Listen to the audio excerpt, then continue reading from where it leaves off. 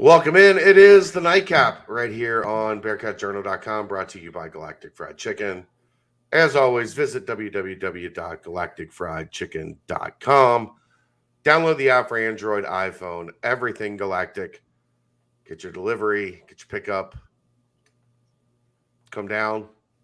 I hear there's a rumor.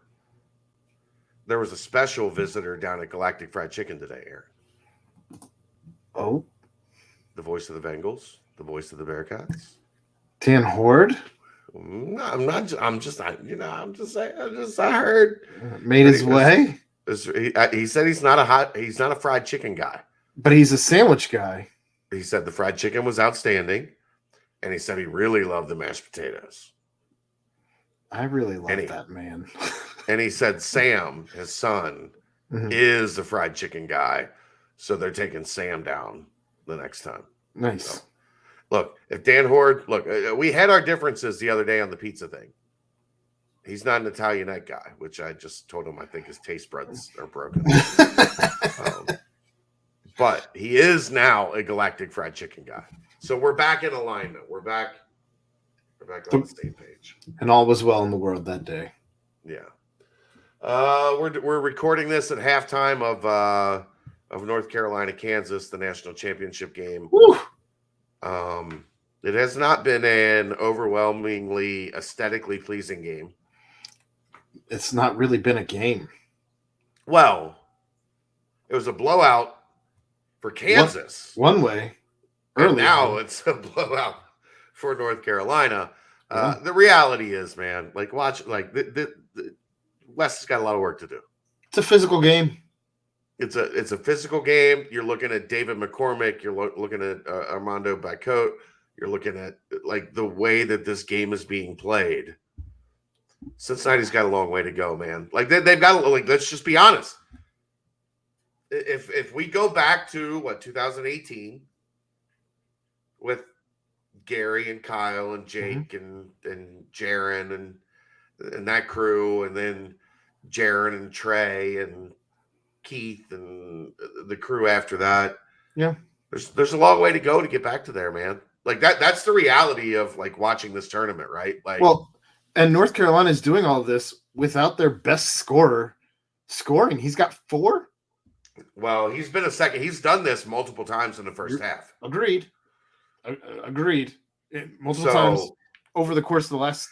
But the difference being the games were close in the first half. Yes. And then he came out and he was a flamethrower in the second half. If he throws up 25 in this second half, we're crowning Carolina champions, and they might be building a statue for Hubert Davis outside the Dean Dome. I think what we know about Bill Self is he's not going to roll over. No, of course not. They've got a really good team. Yes. And they've got here's the thing that I in watching this tournament. There's been this conversation about going away from traditional basketball, right? Positionless basketball, whatever. The teams that have a big, a real big, a real throw it to you and you get me a bucket big, those teams are different. It's not. Well, the NBA might be moving in a different direction. That's because everyone is 6'6" or better in the NBA. Yeah. And college is moving in a different direction because there's not a lot of 6'10" guys you just throw the ball to and they put it in the basket. Right. Those guys don't exist. Everybody wants them. Mm-hmm. But the teams that have them are the teams that play on Saturday and Monday, right? So I don't know how much you watched early on, but did you watch the TCU game? Be more specific. The game that TCU got knocked out. Oh, a little bit. Not a ton. It was, I don't remember who they played, but they played one of the teams that made it fairly far. But I guess the point I'm making is TCU has one of those guys, and they gave, was it Kansas? Yeah. I know who you're talking about. Yeah. I think it was Kansas, and they gave them a run for their money. Yeah. Because they had. I remember his name. Because they had the big dude with the braids on top of his head. Yes. But again, because they had a big that could do some things. Arizona was Arizona, okay. right? That makes sense why I thought Kansas because of the color scheme. Yeah, it was Arizona. But yeah, I mean that's again just a team with a big that was able to do some things that until you have one of those guys that is giving you. I mean, I think right now North Carolina has something like 14 second chance points. Yeah, well, that was early. I mean, that was a stat they ran relatively close to halftime. Yeah. So that wasn't counting the final bucket of the half, which was another second chance point. But I think that's where the deficiency between what Cincinnati put out this season compared to what North Carolina, what Kansas is doing. I mean, Kansas, if they were to play Cincinnati, I think you'd see much of the same. But because they do have some bigs.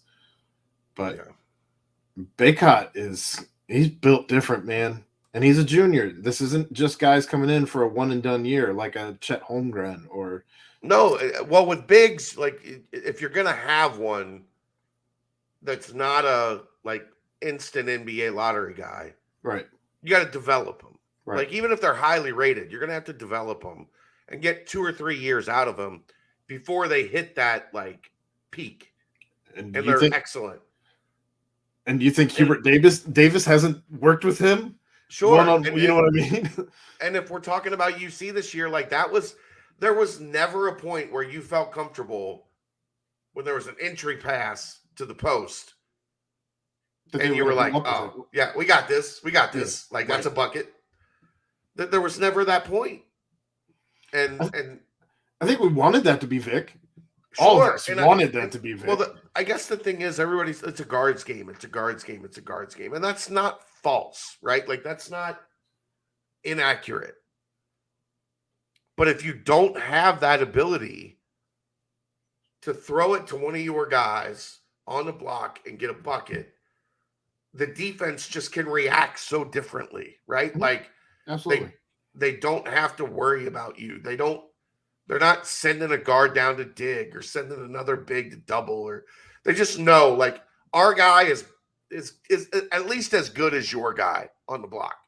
Well, and watching this game, there was a question in the mailbag earlier tonight where I said that a shooter was more important right now than any other spot. And maybe this game has me convinced a little bit otherwise because we've seen just the bigs. I mean, look at even against Duke, what North Carolina was able to do with Baycott having a double-double, 20 and – or I'm sorry, I think it was 13 and 21 or something, 20 – something absurd. Yeah. It's different, man. Yeah. I agree. So maybe you're right, over. I feel like crap. Yeah. There's more game coming up. We're getting ready to start the second half. I'm going to go watch it from bed. Hopefully I'll be in a little bit better shape tomorrow night. I'm probably the odds I'm going to be at practice tomorrow are low. It's times like this. I hate that I live 2.5 hours away. I know. Well, you can drive back in the morning. They start about 9:30. I could. So just get up at 7. I just have to. What time does practice end? Usually 11:30, 12. They start at 7:30, so I only have to leave. No. They start at 9:30, so you have to leave at if you left at 7:15, you could probably be here in time. I'm kidding. Don't worry about it, bro. We'll be all right. There's 15 practices. If we're at 14 of them, we'll be okay. Okay. I think everybody can understand. Kelly's not doing great.